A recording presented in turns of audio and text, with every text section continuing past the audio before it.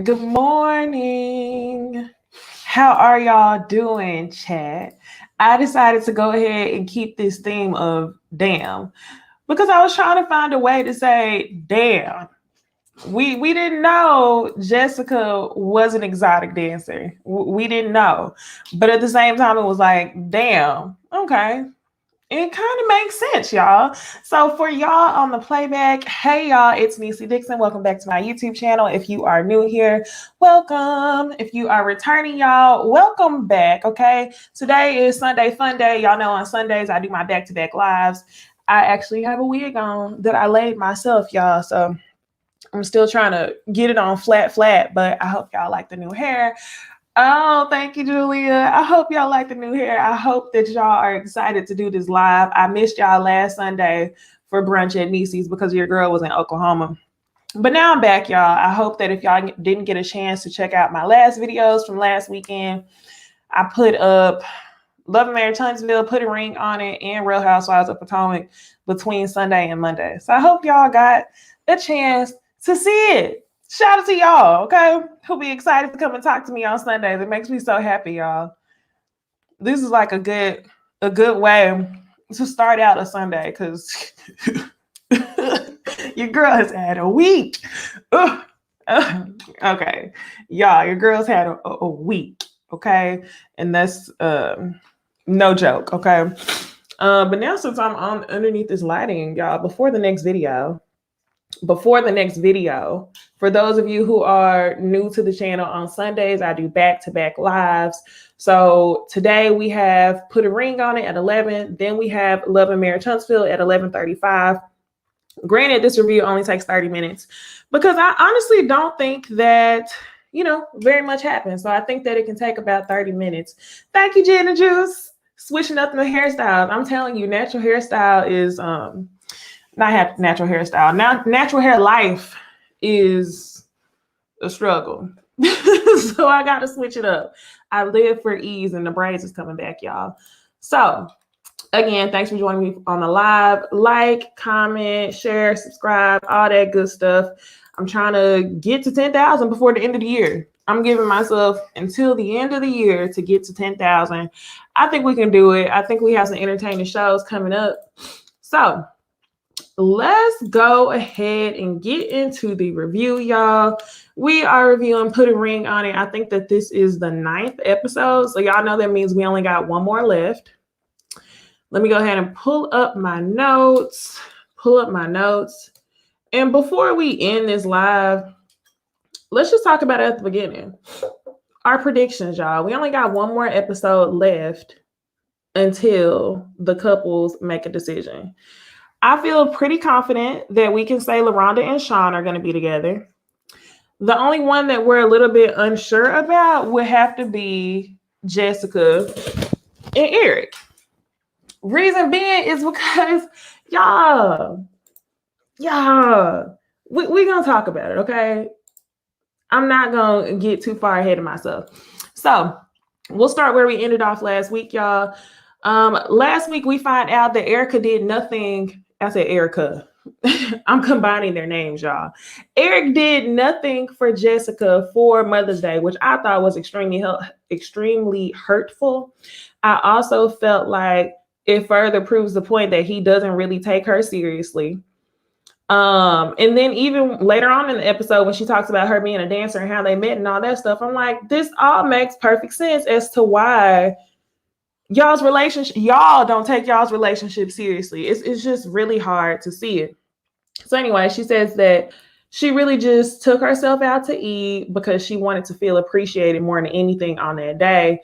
And Dr. Nicole asked Eric, well, what did you want out of the situation? And Eric said that he wanted something about he wanted to be heard, or he wanted to feel like his opinion on the situation mattered, which to me sounded crazy because you messed up. You messed up, Eric.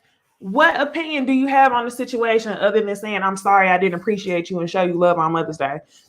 So I was like, what are they talking about? Y'all let me know if I missed something in that conversation, but it was really hard for me to draw the correlation between Eric saying that he wanted to feel like his opinion mattered and him falling short. I was like, what's going on? So Dr. Nicole ends up saying, well, listen, y'all are saying the same exact things. Pretty much once y'all realize that y'all want the same things and y'all respect each other the same way you say you want to be respected, you'll be fine. T, yes, I absolutely agree. Saying that Eric just wants to deflect. I feel like that's exactly what he's trying to do, y'all, which is why I was confused. But that's the only couple where I feel like either the editing's messed up, the editing is messed up, or either Dr. Nicole is not calling this couple out the right way. Dr. Nicole does an amazing job. She's like one of the best relationship people who I've seen in this TV space, right? But I feel like we fall short when it comes to conversations with Eric and Jessica, because I'm like, what am I missing here? Is it that Jessica is really for the streets, for lack of better words, for the streets? Or is it that Eric isn't taking their relationship seriously? It's very confusing. And from there, I really don't know what they're going to do at the end of this. To add on, y'all, I feel like we haven't really seen a lot of love between them throughout the first 9 episodes. And when I mean love, like they can say they love each other, but a lot of like the physicality, the affirmations, like saying things to each other like, yes, you are who I want. This is that, this is that. They have not made statements that makes it clear to the viewers that this is what they're going to do at the end of it. It just does not feel serious at all. So they talk about dates this week. Shon, I guess he's convinced LaRhonda that by him being able to date women without having sex with him, that there's growth. LaRhonda says it sounds like growth. But to me, I feel like Shon has kind of been operating in fear this whole time. Shon probably could not continue to date this way, because if he did, he would probably eventually fail the test. You can do something right so many times, but the way that he even operates on these dates shows me that he's moving with caution. Ultimately, it seems like both Shon and LaRhonda are done with this process. To me, it seems like they don't want to go any further in the process. So they both have decided together that if they cooperate, then they're ready to move on to the next stage. And that's all I see, honestly. I don't think that I see that they've come to a resolve or found the answers that they've been looking for. Because when they came on the show, Shon said that he needed stability before he proposed. What we've seen is a little bit of improvement in emotional stability, but I feel like those same issues are still there. I think that they have just gotten better at taking the test. Shon is no longer throwing temper tantrums. LaRhonda's going on the dates as normal. She's congratulating Shon, giving him a pat on the back for acting like a grown man about these situations. And yes, Julia. Yes, Fav. They are just tolerating each other at this point. I think they've gotten to the point to where they have decided to accept some things that can't be all the way changed, but can be improved. So them two, I feel like they're going to stick beside each other. And I don't think that there's anything that Dr. Nicole could call out about one or the other, because at this point, they have decided that they are going to graduate to the next step. They are both cooperating with each other, and that's just what it's going to be. They're going to get proposed they're going to get engaged at the end of this, y'all. So LaRhonda, she's talking about her date with Derek. She sounded like she likes him. She's open to a third date with Derek. Shon is confused as to why LaRhonda's going on a third date. But honestly, y'all, I feel like LaRhonda's going on the third date because she knows that if she doesn't, and her and Shon both decide, no, we're done, Dr. Nicole's going to call it out. So I feel like LaRhonda's like, let me just go on this third date to make it seem like I'm fully open to other options, which you're not. You're just going through the process because that's what you're supposed to do. Nana, remind us what comment Shon made. Shon did say in his confessional that he was confused as to why she went on another date, but I didn't even pay attention to the snarky comment. If I'm being honest with y'all, like when I fell asleep on this episode and I had to watch it again, But whenever it came to LaRhonda and Shon, I really didn't have very much to say because I feel like they've given up on the process at least 3 episodes ago. So, and when I say giving up, they're fake going through the process. Whatever. So Shon, no third date with Teray. LaRhonda, she goes on the third date with Derek. Eric, he talks about the flirtiness between him and Leilani. Jessica has an issue with the way that Leilani's touching him, rubbing her hands across him, this, that, and the third. Eric is basically saying that he's not doing anything that is Leilani. Blah, blah, blah, blah. I didn't do anything. She's the one touching me. Okay. So he goes on the third date with Leilani. He really likes Leilani. And y'all, I feel like Kendra, thank you. Kendra just reminded me of how we came around to Eric saying that he wanted to be acknowledged when he forgot Mother's Day.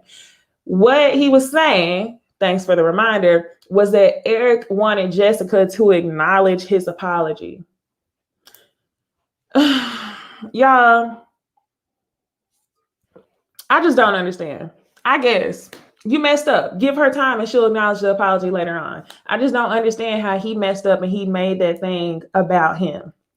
Anyway, Eric is really into Leilani, y'all. He really, really likes her.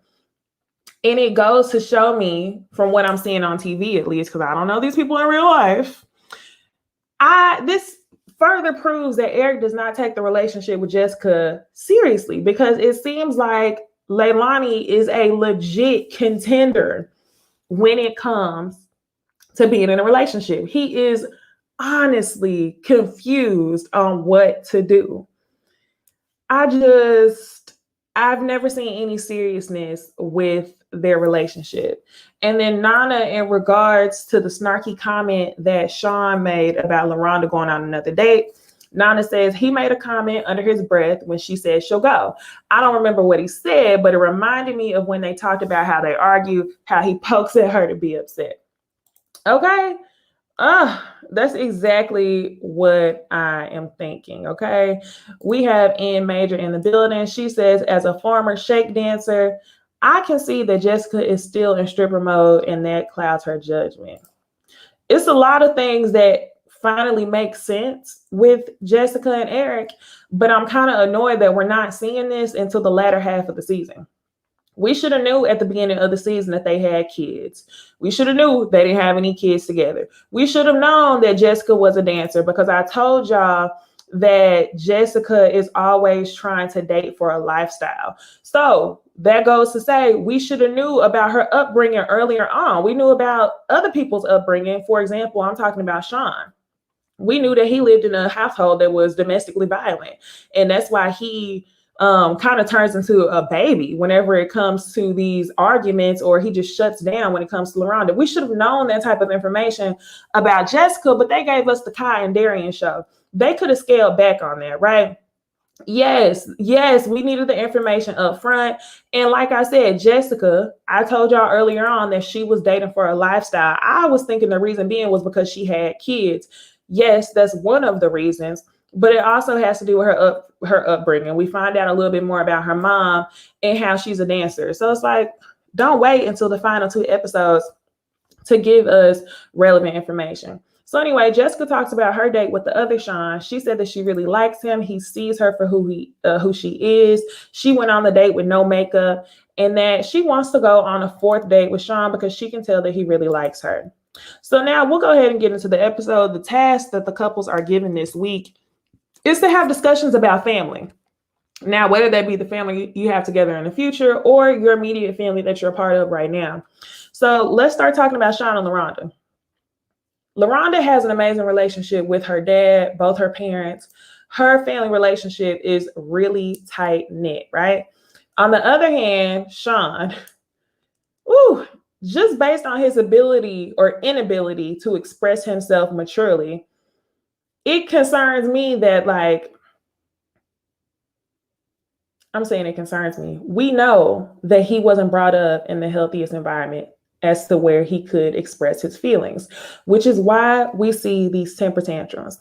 So Shon ends up telling LaRhonda that he's cool with his brother, his sister, his mom, but he's not necessarily cool with his dad I think he even said that his dad was an alcoholic. So LaRhonda feels like he should reach out to his dad. He also ended up saying towards the end of the episode, he feels like if his dad comes around, cool. If he doesn't come around, cool, because that's just what he's used to.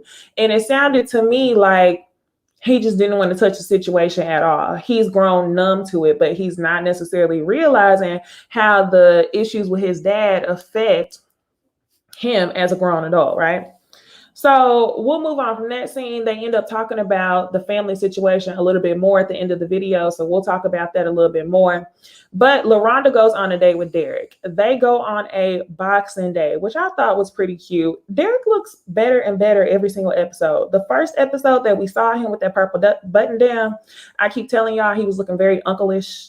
He was looking very 45 uncle-ish in the hookah lounge type of look. And now he just looks a little bit better, like better every single episode. But LaRhonda, you know you don't want this man. You know that this is probably just somebody who you got along with out of the other people who you dated in the process. And that's kind of what you said when you were on the date with Derek. You said that out of all of the 2 people that you dated before him on this show, that it was hard for you to find somebody who you actually had in common with.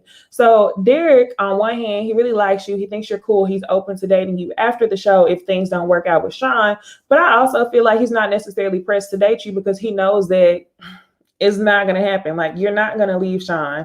You're going through the process. So in this scene, Derek ends up telling LaRhonda, well, it's time for him to put a ring on it if that's what's going to happen. And LaRhonda ends up saying that she has no idea what will happen moving forward. Girl, y'all, I'm tired of LaRhonda and Shon. Y'all know exactly what's going to happen. Y'all have removed yourselves mentally from this process, I feel like, but y'all are still playing the game.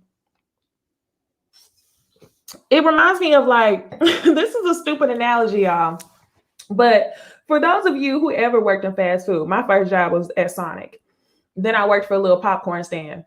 Then I worked for Starbucks in college. Y'all know in fast food, you can never sit down. You always have to be doing something or at least looking like you're doing something when you're not really doing nothing at all. That's what LaRhonda and Shon are giving me.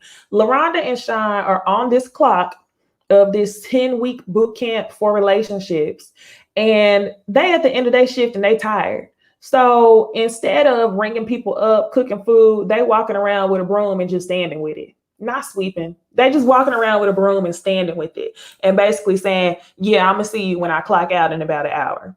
Okay. Tell me if that was a good analogy, because that's all I'm really getting from them. So at this point, I don't want to stand there and watch them stand still with a broom. Y'all not doing nothing. But you want to know who I feel like is making more progress is Eric and Jessica. And progress just means moving forward, whether that means moving forward together or separating at the end of this. I feel like they're making more progress. We're seeing more motion with them. Okay. And I'm not saying everybody has to be together at the end. So I just feel like Eric and Jessica are both committed to this process, and they're both still trying to figure things out. And I feel like LaRhonda and Shon are not. So y'all, this week, both Eric and Jessica go on dates. So Jessica, now let's talk about Leilani and Eric first. So Leilani and Eric go to like a salt lounge or whatever. I'm calling it a lounge. It was a spa. Y'all, if you've never been to one of these, I love these things. They have a place down here called Spa Castle that I went to a couple years ago. And they have different rooms that you can go into. It's like 10 different rooms. One is like a super hot room. One is an ice room. One is a salt room. One is a UV light, or I don't know if it's UV, but some type of light room. And it's relaxing. So I'm like, okay, this is cute. This is cute or whatever. They go to the room. And this is another one where I feel like Eric really likes Leilani, but they haven't been showing us anything. We see the physical chemistry. We see that they get along, but we haven't seen any deep conversations. I feel like this is the reason why I feel like him and Jessica's relationship is not that deep. because it honestly seems like this relationship or the 4 year situationship they've been in could be replaced by this new situationship with Leilani. Y'all tell me if y'all agree or not. Y'all let me know. So every time Eric is around Leilani, his face is turning red. He's giggling nonstop. I feel a lot of sexual tension. They get along, but I don't see that joking friendship, let's be friends first thing, the way that I feel like I should see it. So, other than them just talking about how much they have chemistry and stuff like that, and Leilani touching him, they lay down in the corner in robes, which I would flip my shit if I was Jessica. Y'all go from sitting down to laying down in the corner in robes, and she's just stroking your hands. Y'all just playing, looking like y'all been together for years and years and years. But yeah, that was pretty much it. Temptation. She asked him what's going to happen at the end of this, and he says he honestly doesn't know, and that she's making it really hard. I actually believe it. Yes, they are just wasting time together. Eric and Jessica are just wasting time together. Because it seems to me like Eric would easily be satisfied replacing this relationship with somebody else. So let's go ahead and talk about Jessica and Shon.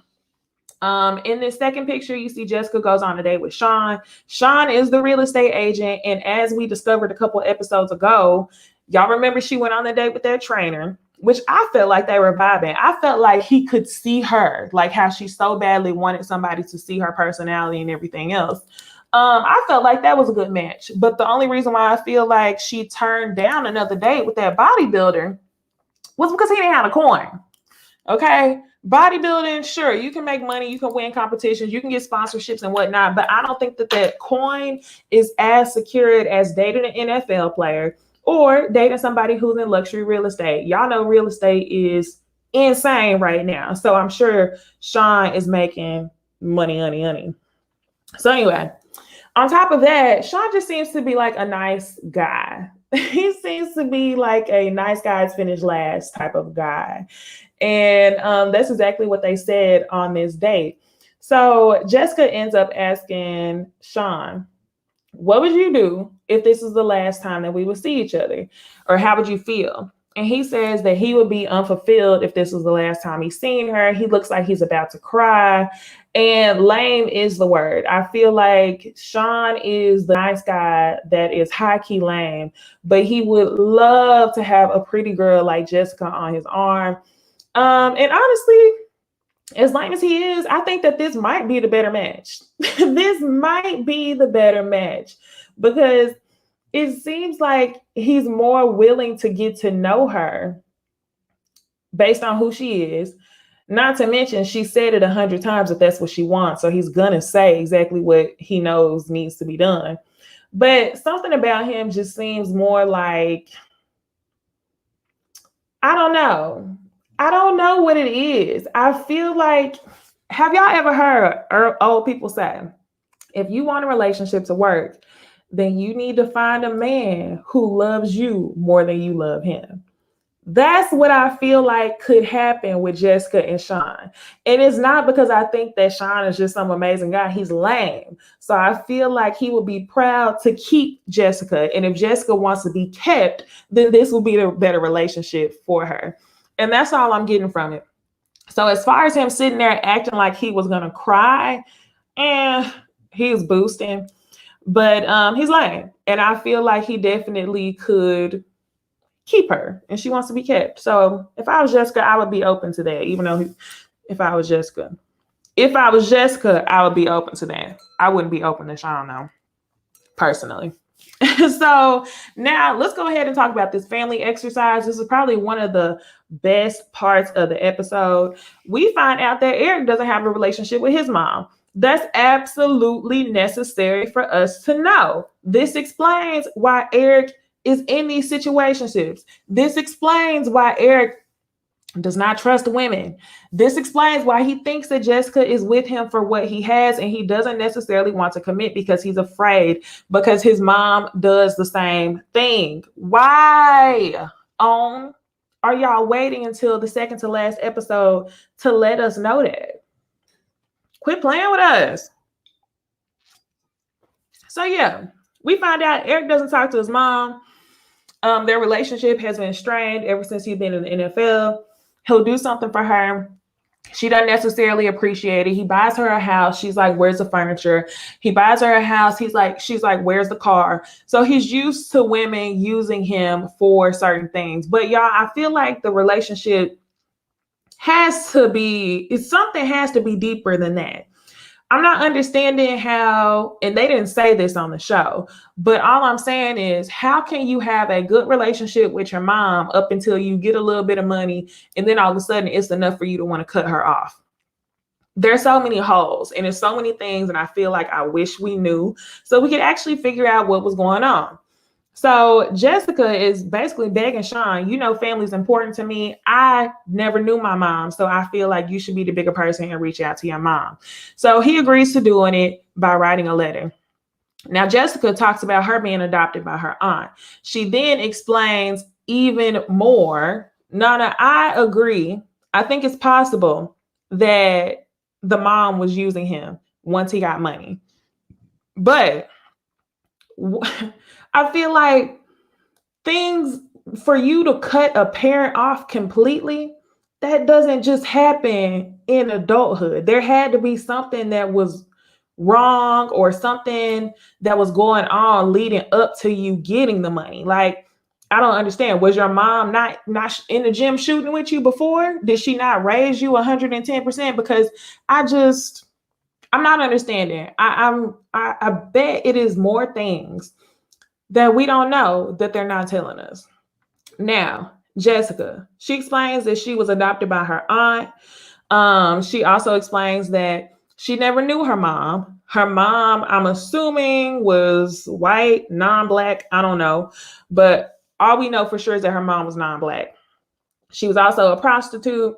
And Jessica's biological mother's family was racist. So for that reason, her mom didn't raise her. Her aunt ended up raising her. And that's pretty much all she knows.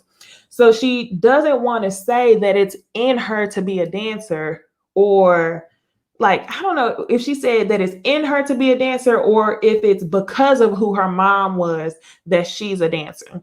On the flip side of things, she feels disrespected because there's plenty of women out here hustling, trying to make a means or a way of life for their children, who are also dancers. So she hates the misconception that dancers get confused with prostitutes. So I'm like, this makes perfect sense. You are dating for a lifestyle. You got the short end of the stick in a lot of your childhood. You have a fractured relationship with your mom. And then you even explain in the confessional that if your mom didn't want you, you feel like, how could somebody else want you? Which is why I feel like you're still holding on to this relationship with Eric. So I hate to see it. I wish that we knew a lot of this stuff earlier, but this is what I'm talking about. While I'm telling y'all, LaRhonda and Shon are standing in the back of the kitchen with the broom, not sweeping, nothing like that, we see Jessica, we see Eric making moves and thinking about themselves individually. Like, what can they do to grow? So whether that's together or apart, I'm glad to see it. Do what you got to do. So, y'all, we get a quick little scene with Kai. No Darian this episode. They go over to her house in the pool room. They drinking on some Sutter home wine. Nothing wrong with that. But they drinking on some good old Sutter homes. And they're asking her how she feels. She basically says that it's embarrassing what is going on with Darian. She doesn't know what to believe. According to Darian, they had sex after the 4th date. So she's saying that they had sex right after she expressed that she had feelings for him. Then the other thing she doesn't understand is, how did y'all have sex if Darian claims that they never exchanged numbers? And as far as she's concerned, anything that he said didn't happen in the past probably actually happened. So, y'all, it's hard for me to look at Alexia in this scene and actually believe everything that she's saying, because just as of last week, her and Kai was on Instagram arguing. Yes. Sutter home, right? Like, y'all showing the labels and stuff. But y'all, just as of last week, she was on the internet arguing with Kai. So I'm like, Alexia, what is there to argue? And then in the final confessional that we see from Alexia this episode, she says that she's happy that she finally freed herself, and whoever takes Darian off her hands, she's actually extremely happy. So thank you. Say thank you and leave it at that. I don't understand why you arguing with Kai. I would like to know though. So Alexia, if you are watching this video, find me on Instagram. Let me know if you want to come talk to us on Ooh Ladies First Panel.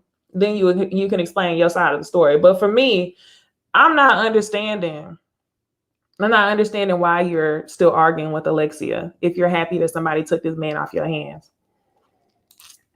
Cameron Knight says, that's how it was with my cousin. When he made it to the NFL, his dad started using him. He started guilting him into getting him things and taking care of him, even though he was never there. See, Cameron, this is what I'm saying. I feel like that behavior is typical from parents who were partially there. You get parents who are partially in your life, and then as soon as you become successful, they want to benefit from it. So that's what I'm trying to figure out. What is the relationship with Eric and his mom? Was she an A+ parent up until he got the money, or did they already have a fractured relationship up until? Some things we will never know, I guess. And then what's up, Bondi? Bondi says, I thought I was the only one who peeped at Sutter Homes, and I was like, ew. Y'all, honestly, I'm saying nothing is wrong with it because I drink cheap champagne for my mimosas and stuff. But Sutter Homes, like, that's starter pack wine. That's the wine that I was sneaking to movie theaters just because I had a little mini bottle put in my purse and I had just turned 21. So I was just like, but it's fitting. It's very fitting though, because Alexia is still wearing leave out. But whatever. So y'all, we can move on to this final scene with the rest of the couples and Dr. Nicole. Eric talks about her mom, about his mom. We find out that he's going to write a letter to her. LaRhonda talks about being close with her dad. Shon's not close with his dad. And that's whenever the Dr. Nicole gives us some wisdom again. She says reconciliation and resolution are two different things. It takes one person to resolve and two people to reconcile. So in this situation where he has a fractured relationship with his dad, he can still resolve his feelings and close, the end of that book or the end of that chapter and move on to the next thing. He doesn't necessarily have to reconcile with his dad. And when she says that, I was like, damn, that was deep. I appreciate that. So as far as dates, LaRhonda says that she does not want to go on the 4th date with Derek. No, duh. You weren't going on the 4th date with Derek because like I told y'all, they are just on the clock wasting time at this point. Jessica says that the emotion that she gets from Shon is very new. It's not the type of emotion that she sees with Eric. And I think she's going to go on another date with Shon. So, y'all, okay. Monique says there's a reunion. I always forget that there's a reunion to these shows. But gas station wine. Facts, okay? But y'all, this episode was real lightweight. Wasn't very much to it. For those of you who are new here, in 1 minute, we're going to head over to my next video, which is going to be Love and Marriage Huntsville. We're going to talk about Destiny versus Mel. So, like, comment, subscribe, hit the notification bell so that way you can meet me over at the next video. Okay, so I will see y'all in the next one. Bye.